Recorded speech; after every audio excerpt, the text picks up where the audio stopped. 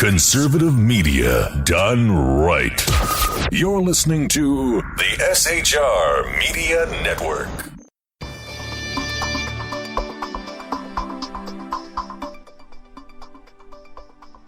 I'm Jason Miller.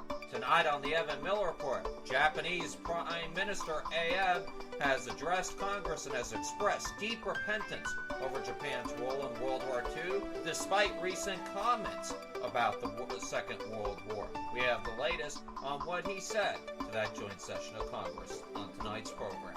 Also tonight, Nigeria is working to identify nearly 300 rescued schoolgirls. An update on the report that we brought to you on last night's program. In Israel, Benjamin Netanyahu signs up first partners in a new Israeli coalition in that country. In Baltimore, remember that mother who was smacking her son up for throwing rocks and participating in those riots? Well, she's spoken out to the media for the first time. We'll tell you what she said tonight. Plus, Jeb the Common Core Bush wants to give 11 million illegal immigrants amnesty. Say it ain't so. Plus, Oh, no. Yeah, I am not happy about the Jeb Bush thing. But, even worse, the death toll in the Nepal earthquake has tipped the 5K mark. A Colorado mom gets the 20 questions treatment over Oreos in our continuing battle against global socialism. American Airlines experiences an I fail which grounds its fleet. Its whole fleet, whoa. But even more amazing, Al Jazeera, Quality Arab Television, and Death to America get sued for $15 million. Woohoo! And David Letterman, yes, woohoo indeed. And David Letterman gets ready to bid late night good night. That's all coming up tonight on your conservative news source, The Evan Miller Report, starting now. Live from Southern California, this is The Evan Miller Report. Jason Miller with news and politics, Corey Evan with business and entertainment. This is The Evan Miller Report on SHR Media and Public Press Radio. Here now, Jason Miller. And a very good evening on this Wednesday, April the 29th, 2015. I'm Jason Miller, along with Corey Evan this evening. And ladies and gentlemen, the old song by Glenn Frey, The Heat Is On, is going through our minds in the studios here in Southern California today, because the heat sure is on today. Yes, especially at my studio. It's pretty high, yeah. So we'll have that latest weather forecast as thunderstorms and tornadoes are in the eastern southern parts of the nation, including the lucky state of Florida, them. With the BBC Met Office's Helen Willits near the end of tonight's broadcast. She'll get you the latest weather that you need to know where you are tonight. But first, ladies and gentlemen, we start off here in the U.S. with our top story tonight, where Japanese Prime Minister Shinzo Abe has expressed deep repentance over Japan's role in the Second World War during an historic address to a joint session of Congress. He offered his profound respect and eternal condolences for U.S. soldiers who died in the conflict. Mr. Abe is on a state visit, of course, to the U.S. to discuss a wide-ranging Trans-Pacific Trade Deal, which we have talked about, also known as the TPP, which is a bad bill, but we'll leave that alone and get back to the story. He and U.S. President Barack Obama have also agreed on new guidelines for defense cooperation, but his speech to the joint session of Congress was scrutinized for comments recently, he said, on Japan's aggression in World War II. This year marks the 70th anniversary of the end of the conflict. Mr. Abe said he had visited the World War II Memorial in Washington and reflected upon the 400,000 American troops who died with deep repentance in my heart, he said. He continued to say, "My dear friends, on behalf of Japan and the Japanese people, I offer with profound respect my eternal condolences to the souls of all American people that were lost during World War II." He received a warm applause after that. It was probably all government workers, but go figure. Mr. Abe also acknowledged that Japan had brought suffering to the peoples in Asia countries, adding that we must not avert our eyes for that.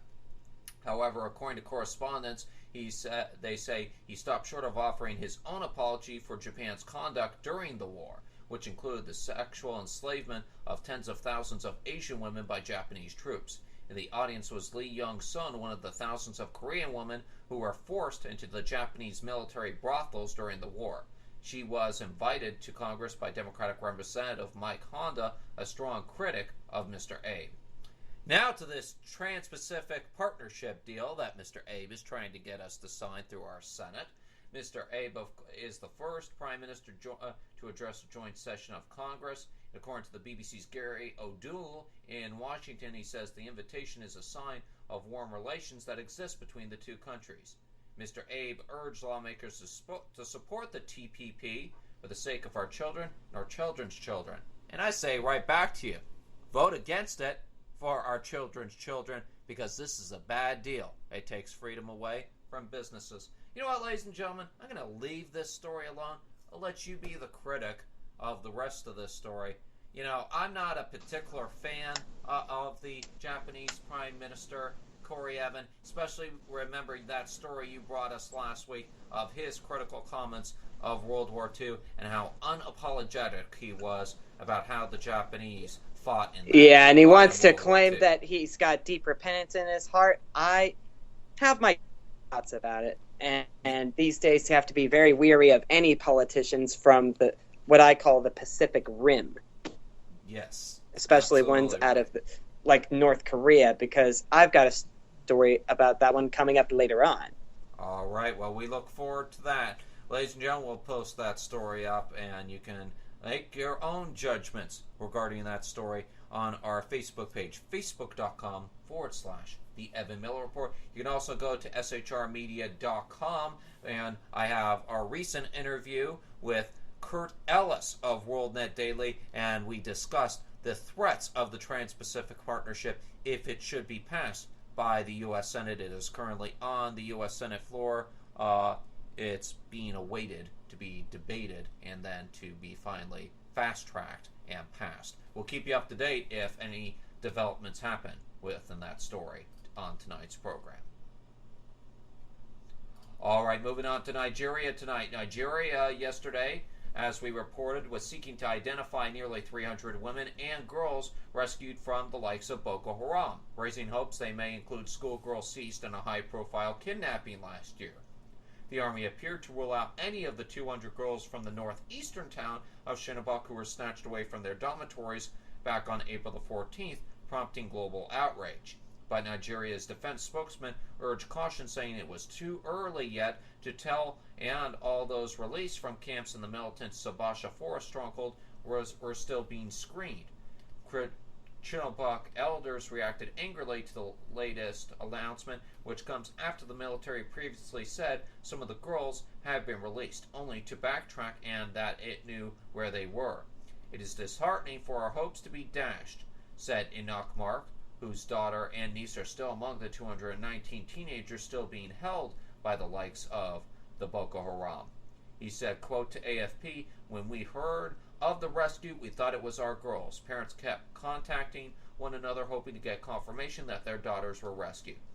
However, it's not surprising to me that our hopes have been dashed. This has happened several times. The government has lied a few times to us. The government no longer has credibility. Meanwhile, Poca Beatrice, whose 4 nieces are hostages, added, quote, we have never lost hope as people, but the issue is if the military has the capacity to rescue hostages, now why didn't they do it before? And, ladies and gentlemen, I believe that is a good question. And that'll be something for the new Nigerian president, I believe, to answer. Especially considering he did promise that he would try to get the girls back. Well, now that's going to be on him for the rest of his presidency. And we won't get into Nigerian African politics because I could go on all night about that. Moving on now to Israel, where Israeli Prime Minister Benjamin Netanyahu has signed up his first partners on Wednesday for his new coalition government, a lawmaker and spokesman said today, putting him on course to lead a heavily right-leaning cabinet that deals with the ultra-Orthodox United Torah, Judaism Party, and centrist Konola Party, give Netanyahu's right-wing glue kid control of 46 of Parliament's 120 seats. Netanyahu's emerging government is likely to pursue tough policies towards the like of the Palestinians, including further settlement building in the occupied West Bank and East Jerusalem, at which lands the Palestinians seek for a state along with the Gaza Strip. On the eve of on the March 17th election, which we brought to you earlier this year on SHR, he drew international outrage to some by declaring there would be no Palestinian state, or his watch backtracking from a 2009 pledge to pursue a two-state solution to the decades-old conflict. He has until May 7th to fully form a government. Fancy that May 7th date happens to be the same day of the British UK elections, which we will have coming up later in the program. All right, moving on. I don't often do stories from space, but I'm going to do an exception to this case. A Russian supply capsule that went into an uncontrollable spin after a launch was declared a total loss today, but astronauts at the International Space Station say they will get by without a delivery of fresh food, water, clothes, and equipment. We should be okay, said NASA astronaut Scott Kelly, who was speaking with the Associated Press. He would say, I think we're going to be in good shape. Kelly and is co-astronaut Russian Mikhail Kornikov told the space station's one-year crew members and the AP during an interview that flight controllers had given up trying to command the cargo carrier. NASA and Russia's space agency later confirmed the news. The unmanned Progress vessel, bearing 3 tons of goods, began tumbling when it reached orbit Tuesday following a launch from Kazakhstan. The head of Roscosmos, Russia's space agency, Olga Kormak, cited a lack of pressure in the main block of the propulsion system in the decision to abort the mission. Kelly said the craft will fall out of orbit and re-enter the atmosphere. Russian reports indicate a re-entry as soon as next week. And stay with the Evan Miller Report. We'll keep you up to date on this story as it develops. Obviously, we have Americans as well as Russians and others up at the International Space Station, and we'll keep you up to date and make sure that they don't go unfed, as some would put it. All right, moving on. The maverick mayor of Anarka, a close ally of Turkish President Recep Tayyip Erdogan, on Wednesday lodged an extraordinary diatribe over the recent riots in Baltimore, a U.S. State Department spokeswoman. Well, ladies and gentlemen, it's time to get out the sherbets. It's time for a what, Corey? I don't know. You tell me. It's a pot roast, my friend. Ah! I'm sorry. It's been a while since we've done a pot roast. I totally forgot about it. Come on, Cor. It must be Sackhead's radio night because Corey took the night off from the comedian department tonight. All right, let's get back to this. I've had a brain dead moment. No! Come on, Blonde, answer now. Mulan Kovic wrote in English as well as Turkish on his Twitter account, sharing an image from the riots in Baltimore with a picture of U.S. State Department acting spokeswoman and BS artist Maria Harf. About time someone went against this BS artist. But back to the story. Where are you, stupid blonde, he said, who accused Turkish police of using disproportionate force, he added in a caption. Golkek was, of course, referring to a report on a pro-government news website which criticized Harf for being a, quote, now silent in the face of the Baltimore riots despite being repeated criticism of Turkey during the anti-government Genzin Park protest in 2013. Harf refused to respond to the personal insult, saying, quote, I really don't think I'm going to dignify them with a response. Well, why would a BS artist try to defend herself when she can't defend the own BS that's coming out of her mouth? Huh, Cor? I know, right? Yeah, I mean, this guy can spot a BS artist from like a mile away, so BS artists out there, he's watching you. I watch the dumb criminals, he watches the BS artists. Actually, I think we both kind of do that. We share the responsibility. And ladies and gentlemen, yes, that's been tonight's edition of What, Cor? Pot roast! Thank you very much. All right, moving on. And due to time, I'm going to have to probably cut down some of my stories tonight, so I will be brief with this one.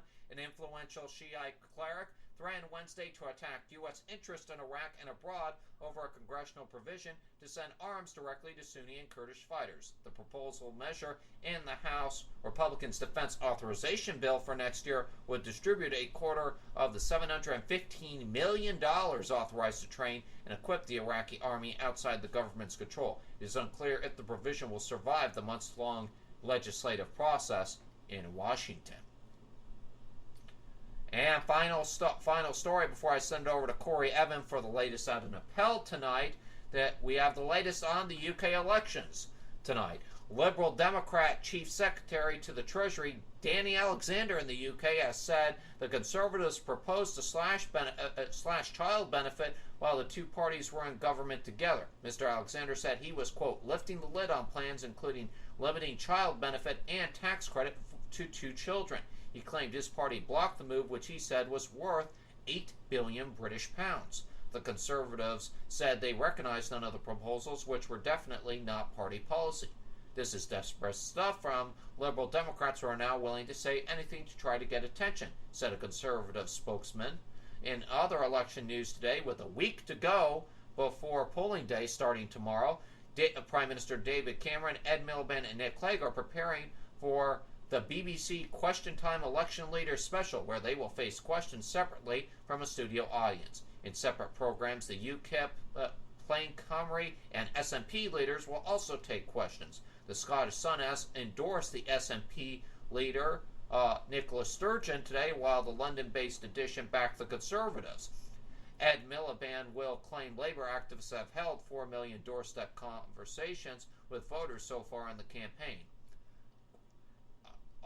Other news today, Prime Minister David Cameron says his party would lift up to 500,000 young people out of a tax with its pledge to raise the likes of the personal allowance in the UK.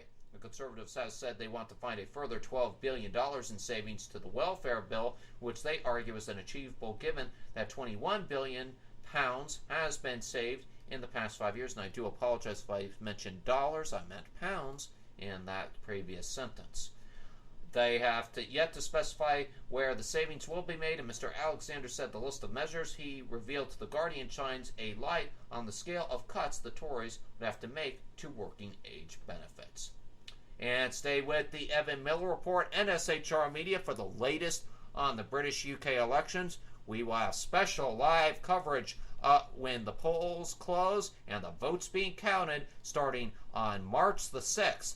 At 1 a.m. Eastern, 10 a.m. Pacific, and for those of you over in Britain, that election day starts on May the 7th, and that will be starting on May the 6th here in the U.S. at 10 p.m. Pacific Standard Time, and that be 6 a.m. British Standard Time for those of you wondering what the time zones are for that. SHR Media, of course, will be simulcasting election news throughout the night and throughout the day on May the 7th until the last vote is counted. And on that note, ladies and gentlemen, that is the conclusion of tonight's international news. Now, let's go over to Corey Evan up in Los Angeles. He has tonight's National News Brief.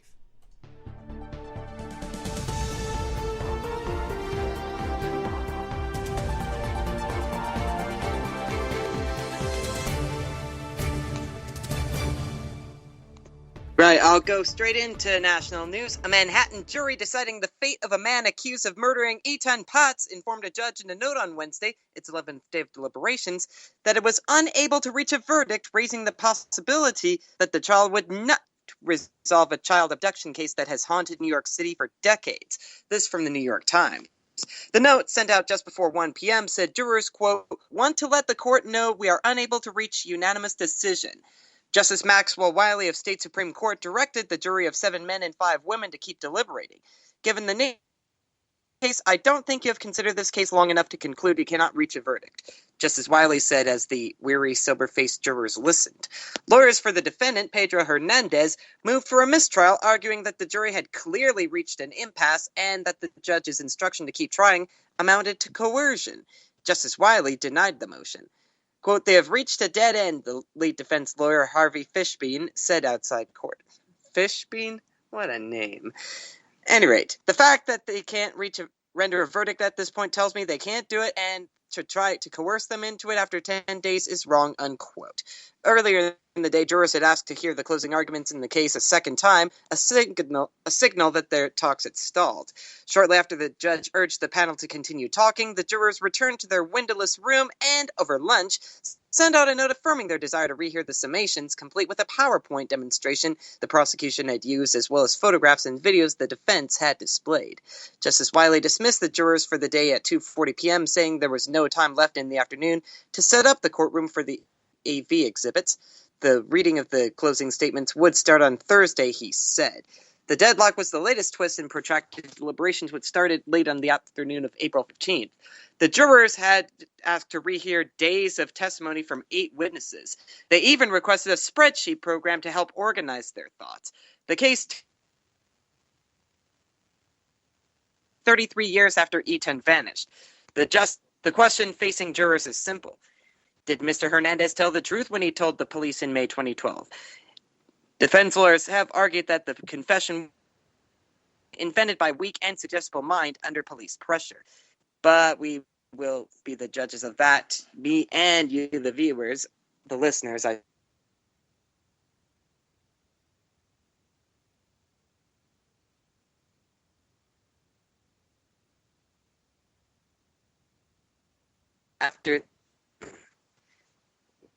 There we are. The excuse me, a little lump in my throat.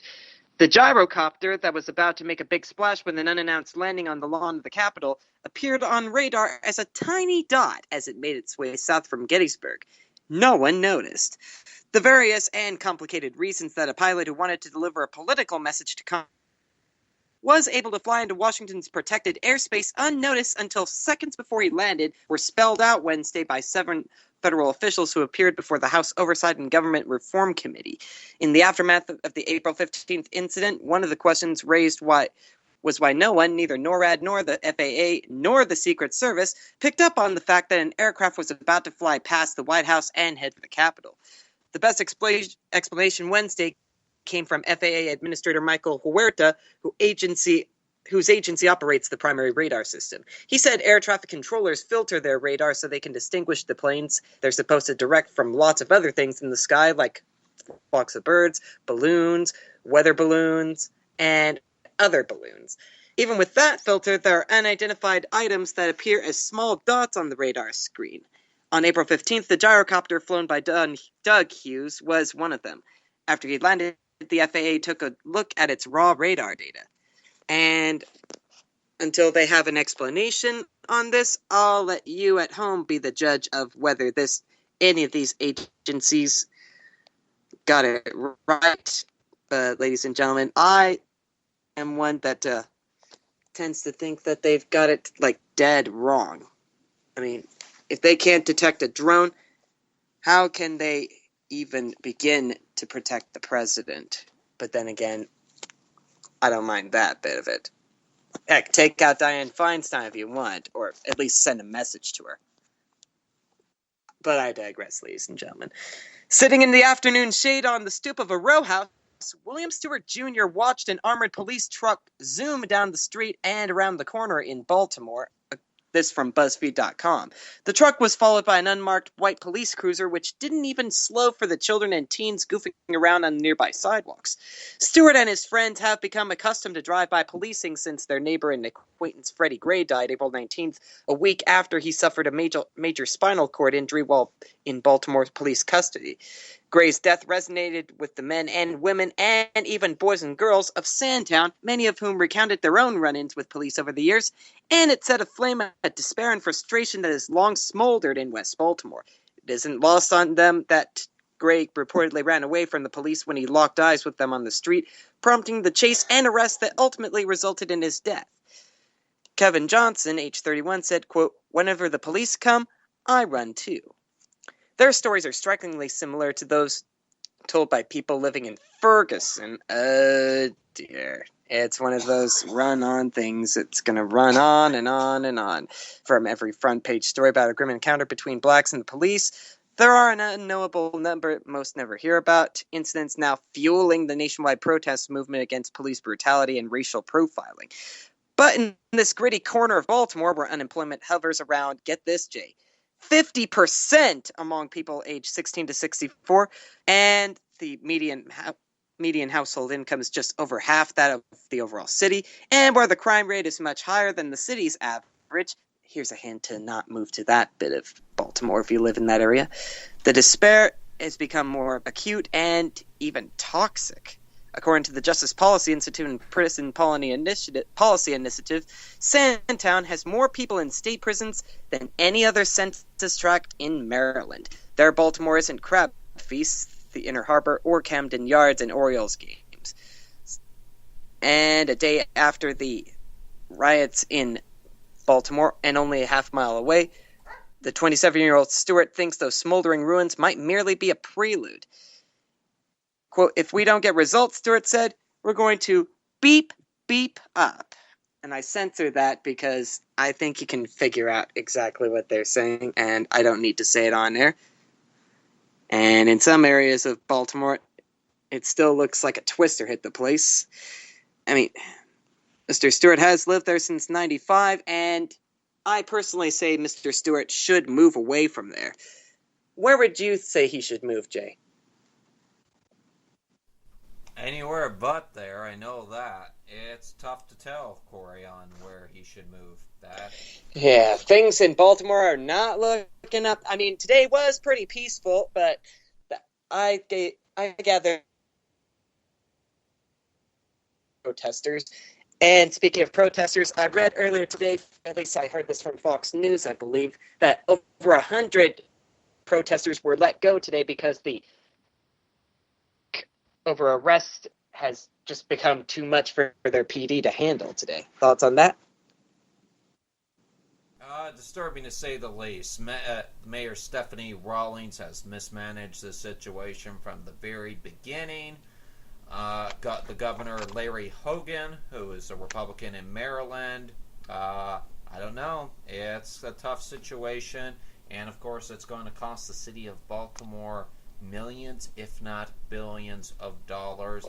And over this whole thing, I say, and people are probably going to be moving out of there in droves. Yeah, and those that stay there, if you live in Baltimore right now, I suggest recall that mayor.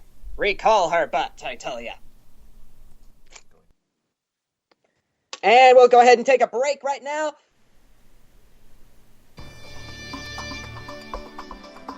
Just you fly Southwest or JetBlue until their iPads stop crashing.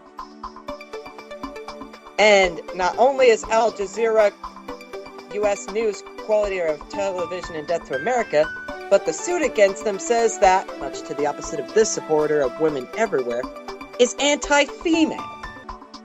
And David Letterman and Lizzie McGuire take trips down memory lane.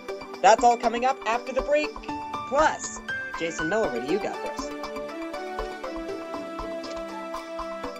Thank you very much, Corey. Coming up, the U.S. Supreme Court is divided on an execution drug case. We'll tell you what's going on there. Over in D.C. news today, the Republican budget seeks to boost defense spending, but ease the repeal of Obamacare. We'll have the latest there. And in global socialism tonight, California sets new targets to cut emissions. We'll tell you what BS Governor Jerry Brown has come up with this time when we come back on the Evan Miller Report. Moonbeam to you. Yeah, absolutely. A conservative news source. We return to these breaks.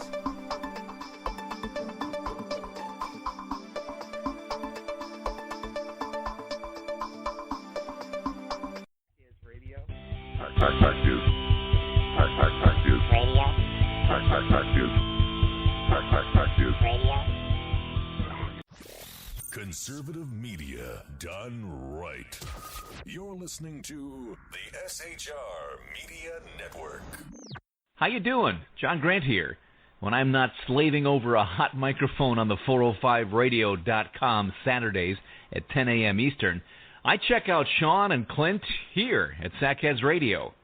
We all appreciate the best political bloggers, writers, and commentators We either get them on our shows or we make fun of them, as it should be.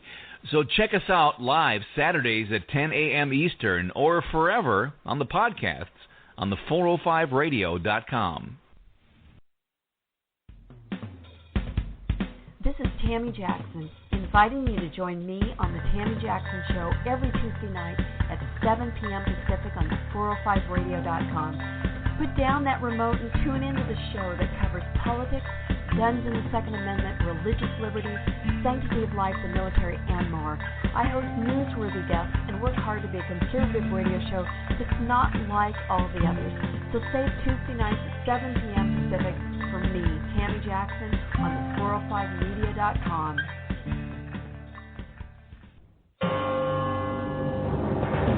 Hello, I'm Paul, a student at Hillsdale College. Here is my professor, Dr. Larry Arnn, on the separation of church and state. America's founders believed in the separation of church and state, in that the country was not to have an official religion or an official sect. But that did not mean that government was to be hostile to religion, or even indifferent to religion, as many today argue. In fact, America's founding document, the Declaration of Independence, includes both a reference to God as the author of the laws of nature and a confident assertion that human beings are endowed by their Creator with certain inalienable rights. Far from being hostile or indifferent to religion, America's founders understood the theology of the Declaration to be an essential part of the education of citizens. This Constitution Minute was brought to you by Hillsdale College. To join the national conversation on the Constitution, go to constitutionminute.org.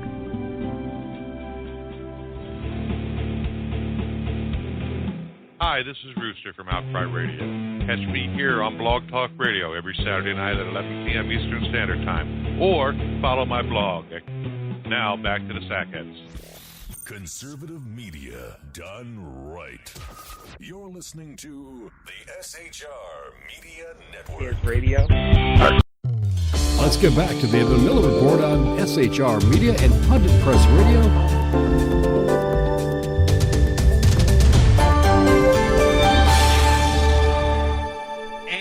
Back to the Evan Miller Report. I'm Jason Miller. Corey Evan with the business news in just a moment.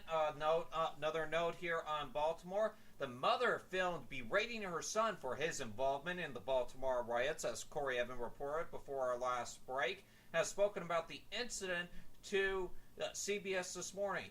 She said she recognized his baggy sweatpants and described how she lost it when she came across him with a rock in his hand during the protest. Here's some of what she said.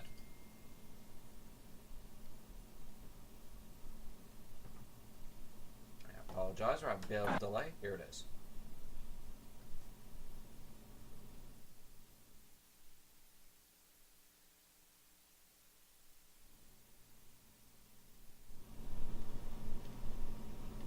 I do apologize, ladies and gentlemen. We're having a slight delay over here on our server for this video.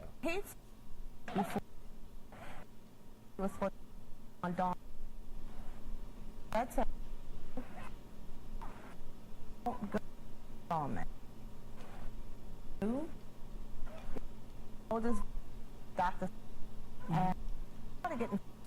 All right, ladies and gentlemen, I apologize. Sometimes we have glitches in this business. Technology is not perfect, so I apologize. I'm going to go ahead and send it over to my co-host, Corey Evan, and he got tonight's business news. What we will do is we'll post this interview with Tanya Graham on CBS this morning, that excerpt up on our Facebook page, facebook.com/The Evan Miller Report. My most profound apologies, and now here is your business report. I thank you as always, ladies and gentlemen. Lots of red. I'm seeing red on the stock market today. The Dow lost 74 points at 18,035. The Nasdaq 31 points at 5023. And the S&P 500 lost just short of 8 points at 2106. U.S. economic growth nearly stalled in the first quarter as harsh weather dampened consumer spending and energy companies struggling with low prices / spending. GDP expanded at only a 0.2% annual rate, the Commerce Department said today. That was a big step down from the fourth quarter's 2.2% pace and marked the weakest reading in a busy West Coast ports also slammed growth, the government said. While there are signs the economy is pulling out of the soft patch, the lack of a vigorous growth rebound has convinced investors the U.S. Fed will wait until late this year to start hiking interest rates. That's sort of a good thing. The recovery is the slowest on record, and the economy has yet to experience annual growth in excess of 2.5%. PIMCO has hired former Fed Chairman Ben Bernanke as a senior advisor, the bond fund manager said in Wednesday to the AP. Oh, dear. Mr. Bernanke. This ought to be interesting. The latest private venture for Bernanke, who since his departure from the nation's central bank last year, has been on the speaking circuit, and was recently hired by a major hedge fund as an advisor as well. Bernanke will provide economic advice to PIMCO's fund managers and will occasionally interact with the firm's clients, the Newport Beach, California company said. And a faulty app caused American Airlines to ground dozens of its jets. The glitch caused iPad software used by the plane's pilots and co-pilots for viewing flight plans to stop working. The firm's cockpits went paperless, according to the BBC, in 2013 to save its staff having to lug heavy paperwork on board. AA estimated the move would save it more than $1.2 million in fuel every year. The company said that it now had found a fix for the problem. Quote, "We experienced technical issues with an application installed on some pilot iPads," said a spokesman.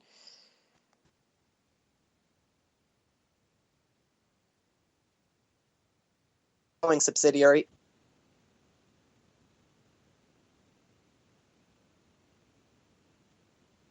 National Airport and Americans Chart database, said Mike Pound.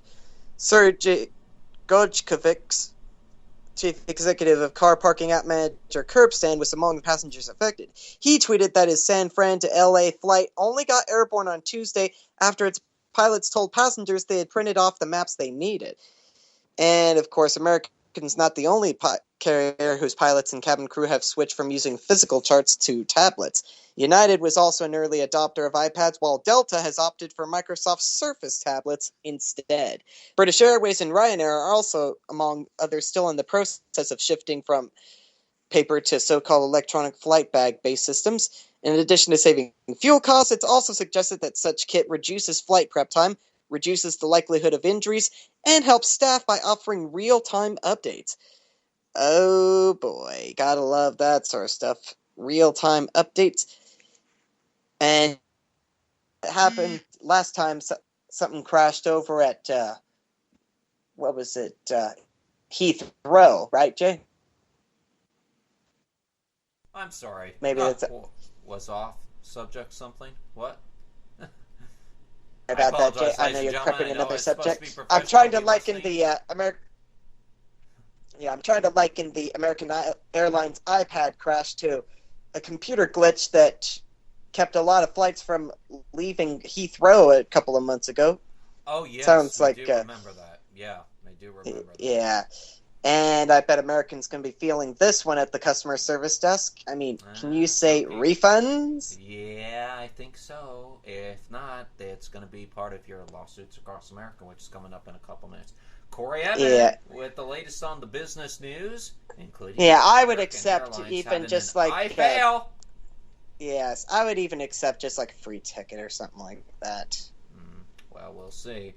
All right, folks, time to get over the D.C. news tonight, and we start off with what, Core? Pork roast! On Jeb the Common Core Bush. Correct, sir. Thank you very much. Former Florida Governor Jeb the Common Core Bush declared Wednesday, why am I doing this in Texan? Oh, it must be for our pundit press audience. But back to the story.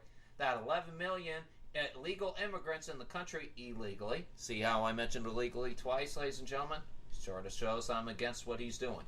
Should have an opportunity to stay wadding yet again to his party's contentious immigration debate. In tone and substance, Bush says he stands out among the many Republicans lining up for the GOP's next presidential primary, where conservatives who oppose immigration overall often hold outsized influence. As he moves towards a presidential campaign, the brother and son of the former presidents has not backed away from his defense of immigrants in the country legally, and a policy that would allow them to attain legal status under certain conditions. He was speaking at the National Christian Hispanic Leadership Conference that brought several hundred Hispanic evangelical leaders to Houston this week. And he said, quote, "We're a nation of immigrants. This is not the time to abandon something that makes us special and unique." End of quote. A successful immigration overhaul is more than simply straightening the border, Bush said, referring to 11 million illegals that should come out of the shadows and receive earned legal status. He said such immigrants should be required to pay taxes, work, and not receive government benefits. Well, ladies and gentlemen, we certainly knows what his opinion is on illegal immigration. It's amnesty for everybody. And guess what? The bar tab's on you. And they aren't stopping at Cheers over in Boston, mind you. Further, doesn't that, Cor? Goes a lot further, doesn't it? Yeah, certainly does.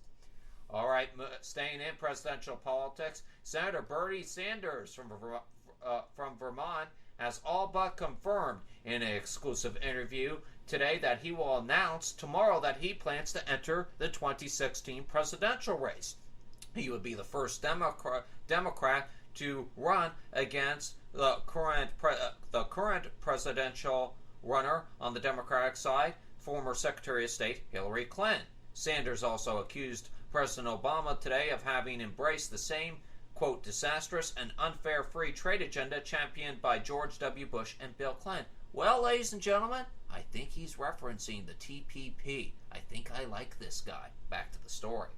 He said, quote, "I promise the people of Vermont that we make an announcement by the end of this month, and tomorrow is the last day of the month," Sanders told Yahoo News on POTUS, Sirius XM Channel 124, when asked about his 2016 plans. Sanders, once a self-described socialist, served as a mayor of Burlington, Vermont's largest city.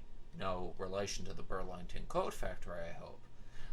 Back to the story. Before heading to the House of Representatives and then on to the Senate, he is, as we said, expected to announce Thursday that he will run as the Democrat directly challenging Hillary Clinton, and we'll keep up to date on the latest on this. And of course, Sanders, as we mentioned, has led the charge against the likes of that Trans-Pacific Partnership free trade talks with Japan, Vietnam, Malaysia, and another host of countries. So, ladies and gentlemen, some good news there.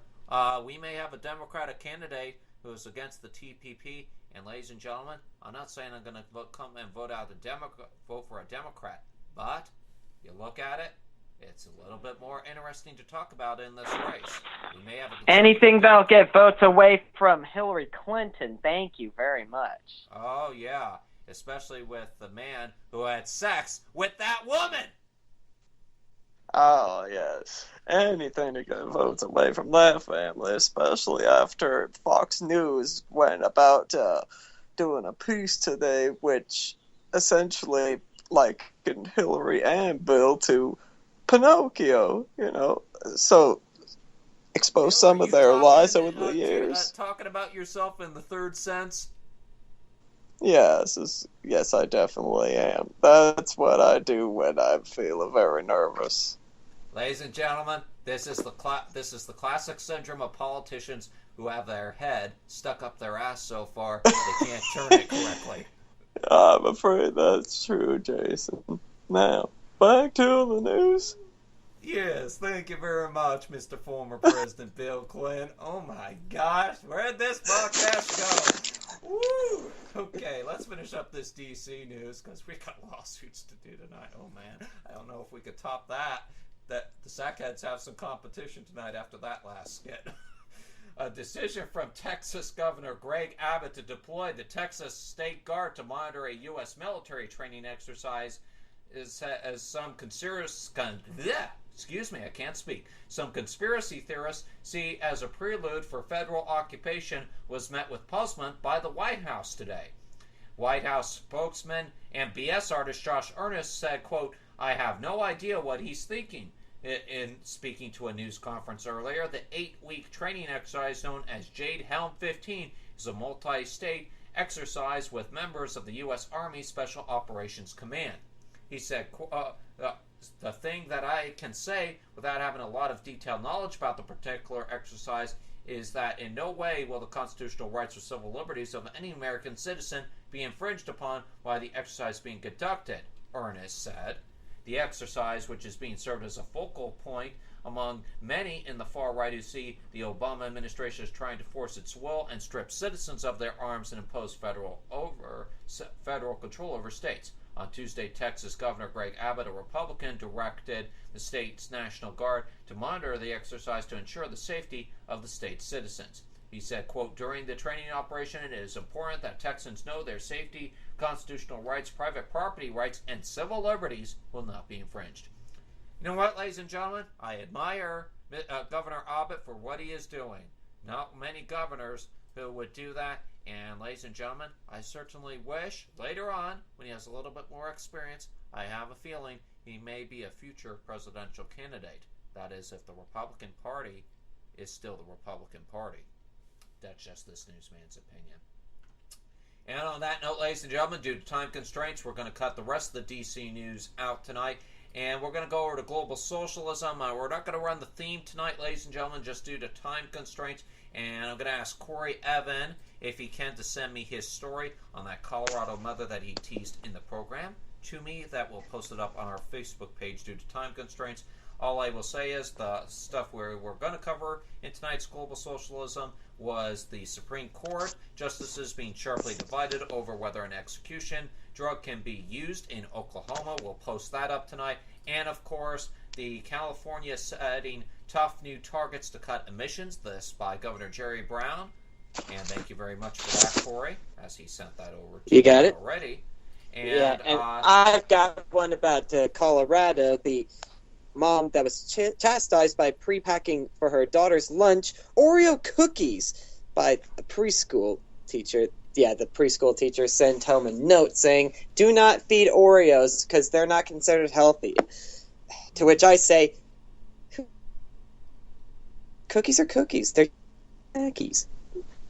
Certainly right. And final one on our Global Socialism beat, which we'll be posting up today, is the state of Texas, which we mentioned in our previous story, is considering more abortion limits after clinic closures. All that will be up a little later on our Facebook page, facebook.com/The Evan Miller Report. And on that note, ladies and gentlemen, it is now time for tonight's Lawsuits Across America. And now it's time for Lawsuits Across America. The cases are real. All rise for the Honorable Corey Evan. Thank you. As always, ladies and gentlemen, please be seated and come to order. Lawsuits Across America is now in session. First item on the docket from Deadline.com. An ex-employee of Qatar-based Al Jazeera, Quality Arab Television, and Death to America, says he was fired this year for reporting anti-female, anti-Semitic, and anti-American bias by a senior executive. In a $15 million lawsuit filed Tuesday, Matthew Luke alleges that Al Jazeera America's SVP broadcast operations and technology, Osman Mahmoud, created a hostile work environment by unabashedly openly disparaged Jews, America, and female employees at the almost 2-year-old channel. Al Jazeera said in a statement that it doesn't comment on active litigation, but that the company takes these matters seriously and will respond in the appropriate form, adding that Al Jazeera America's commitment to diversity and inclusion is fundamental to its mission. No, it's not. If you're Quality Arab Television and Death to America... All I gotta say is, what the beep, what the beep, and what the beep. Yes, the lawsuit hits Al Jazeera America on the same day EVP Human Resources Diana Lee and Communications EVP Dawn Bridges left the company. The duo left on their own decision and were not fired over the lawsuit or other matters, sources say. Lee and Bridges will officially leave the company next month. While not named directly in the multi-million-dollar complaint, Lee is an implied presence. After nearly 2 years with the company, Luke was pink-slipped February 27th because he did not fit into the company culture, according to complaint. That is what the unnamed Al Jazeera America's Human Resources EVP told him directly. 10 days before that, the former AJAM supervisor of media and archive management had contacted the company's HR department about his concerns on the fast-rising Mahmoud's supposedly repeated behavior. The filing claims that an internal on February 20th by Mahmoud over a professional disagreement that had occurred months. Because of that, Luke was told not to report to work and axed soon after. complaint also says that a female editor, Lukat, noted Mahmoud's treatment of in his interactions with the AJAM's HR has since been fired by the company as well. It's not over, ladies and gentlemen. I'm going to sharp on that one and bring you the latest Death to America as it comes available. And AT&T confirmed on Tuesday that it had fired Aaron Slater, a president who became the subject of a $100 million discrimination lawsuit for using his work phone to send racially offensive images.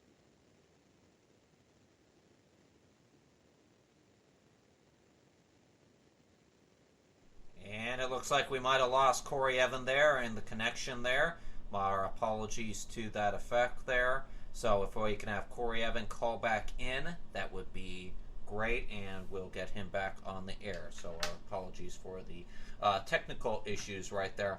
And while we're waiting for Corey to call back in onto the program, I'll go ahead and cover that global socialism story we were not able to get to. And we may have Corey Evan back, so we may wait on that story. Let's see if we have him back. Okay, do we have you back, Mr. Evan? Yes, hopefully this time it all works. Anyway, as I was saying before, Skype rudely interrupted me. The suit filed in LA Superior Court names as defendants Mr. Slater, the company chief executive Randall Stevenson, and other executives, and a board member, Joyce Roche. Mr. Slater was president of content and ad sales, managing its multi-billion-dollar budget for content acquisition that's consumed by subscribers of Dallas-based AT&T's Uverse TV service. Ms. King's lawyer, Skip Miller, told the AP on Tuesday that the lawsuit would continue. This is an AT&T problem. It's not just an Aaron Slater problem, he said. Well, if it's an AT&T problem, ladies and gentlemen, be wary of AT&T. And actually, Jay, your personal phone is an AT&T phone, so be wary of this. Mr. Slater may have sent you something illicit, and you may not even know it yet because it hasn't signaled yet. Yeah, not and on that bombshell, yeah, exactly. And on that bombshell, I declare today's lawsuits across America case dismissed. Alrighty, Corey Evan with tonight's lawsuits across America. And now, ladies and gentlemen, it's time for the latest out of Hollywood. Yes! On May 20th, David Letterman will sign off from The Late Show for the final time after 33 years in late night, and no one is sadder about him leaving, according to Fox News, than, well, Letterman. Quote, "I'm awash in melancholia," Letterman tells the New York Times. "I'll miss it desperately. One of two things, there'll be reasonable adult acceptance of transition, or I will turn to a life of crime," unquote. Letterman says he feels that the new era of late-night shows, marked by videos that go viral the next morning on the internet, sneaked up on me and went right by the realization of the late-night landscape, if this will work, has changed in recent years. Hit him when he watched John Mayer host an episode of The Late Late Show earlier this year before James Corden took over for Craig Ferguson. Anyway, I'll go down here. There we are. Letterman's successor, Stephen Colbert, is scheduled to take the reins later this year. Letterman says he was not part of the decision to hire Colbert as his replacement, but certainly held opinions about who should take over and was initially miffed that CBS didn't consult him. And of nostalgic TV reunions, and the cast of Lizzie McGuire is continuing the trend, Jay. I know you were a Disney kid growing up, so this one ought to tickle your fancy. Yes. 3 of the Disney sitcom stars, Hilary Duff, Jake Thomas, and Lalani, Lizzie and Matt McGuire, and Liz's friend Miranda, eventually evidently reunited. They evidently reunited at a bowling alley Monday night. Thomas shared a photo of the trio on his Instagram Tuesday, sending fans into a frenzy. So, with reboots of Full House, Boy Meets World, The X-Files coming to fruition, could there be a future for Lizzie McGuire? Who knows? Maybe someday when she's a mom, her kid will be a kid on Disney Channel. You never know. And with that, I hope to entertain you again tomorrow. Till then, take it away, Jay. Yeah. Thank you very much, Corey. And ladies and gentlemen, tonight is Sackheads Radio Night, so make sure to stay tuned after the Exceptional Conservative Show, which comes up after the conclusion of this broadcast at 11 Eastern, 8 Pacific. And ladies and gentlemen, love to remind you about the Eagle Forum Conference, the 15th Annual Eagle Forum Conference, which is coming up this Saturday, May the 2nd. And for more on the conference, we have made a little ad here for this, and we're going to go ahead and play that ad.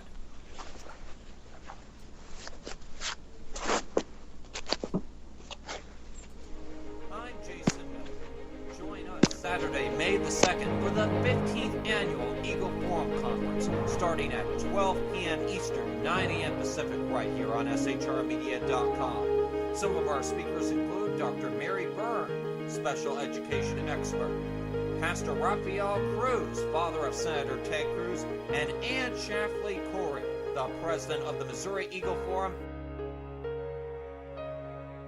The California Eagle Forum Conference on SHR Media and Pundit Press Radio.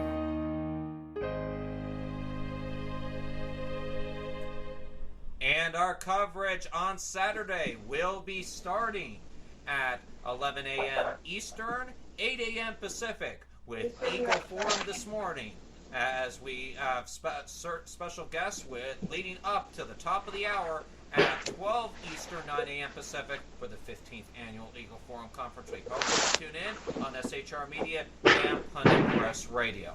And on that note, ladies and gentlemen, that is the Evan Miller Report for this Wednesday, April the 29th, 2015. I'm Jason Miller. And I'm Corey Evan. Follow us on Facebook and Twitter. We'd be glad you did. Coming up next is the weather from the BBC Met Office, and after that, the Exceptional Conservative Show, Ken McClinton. Good luck on tonight's show. Thank you, Corey, and thank you for joining us, everybody, and we'll talk to you tomorrow. Good night. Hello there. There are warnings out for the potential for severe storms across the southeast of the USA through Wednesday into Thursday. This is the low pressure responsible.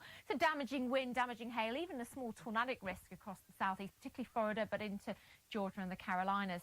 That low pressure will also produce some rain through Thursday up towards Maine, New England, up into eastern parts of Canada as well.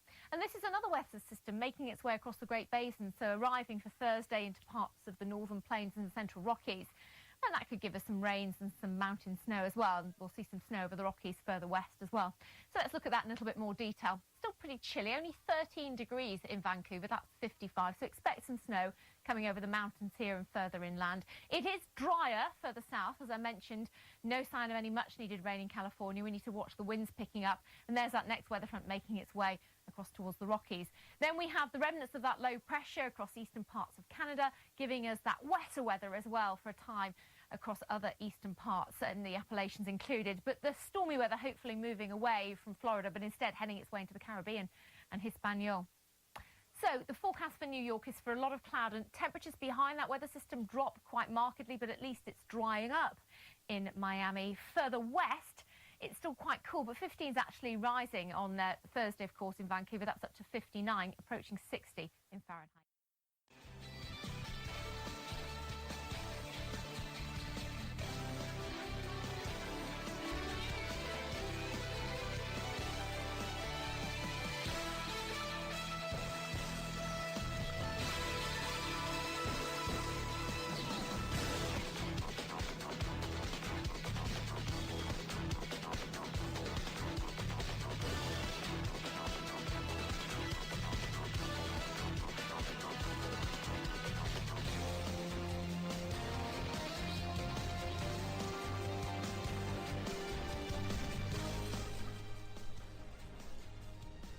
Ladies and gentlemen, this is Jason Miller. A note before the end of our broadcast tonight that the Sackheads radio crew has decided to take the night off tonight, so my apologies for advertising for tonight's show.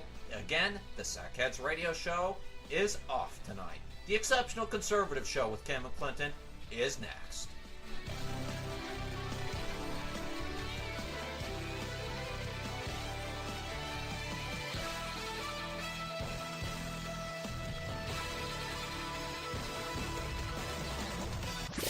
Conservative media done right.